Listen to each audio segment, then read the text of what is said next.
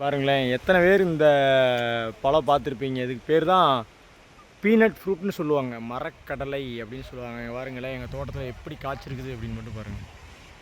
சும்மா கொத்து கொத்தாக காய்ச்சிருக்குது.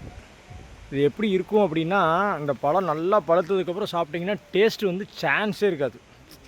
நல்லா ஒரு அந்த கோவப்பழமாட்ட பழுக்கும். பழுத்ததுக்கப்புறம் சாப்பிட்டீங்க அப்படின்னா டேஸ்ட்டு வந்து நீங்கள் வேறு லெவலில் இருக்கும். இந்த டேஸ்ட் நீங்கள் சாப்பிட்ருக்கவே மாட்டீங்க, அந்தளவுக்கு டேஸ்ட்டாக இருக்கும். இது வந்து பாருங்களேன், அப்பா பிடிங்கிட்டு இருக்காரு பாருங்க.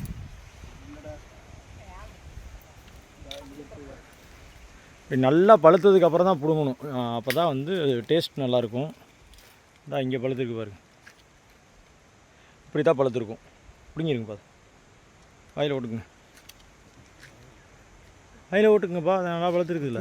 அது சாப்பிட்டு முடிச்சதுக்கப்புறம் பார்த்தீங்க அப்படின்னா உள்ளுக்குள்ளே வந்து எப்படி இருக்கும் அப்படின்னா கடலப்பருப்பு மாதிரியே இருக்கும்.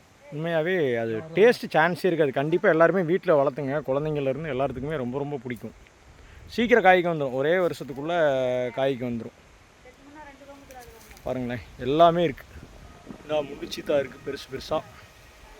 பெங்களூர் போகிறப்ப தான் பிடுங்கணும்.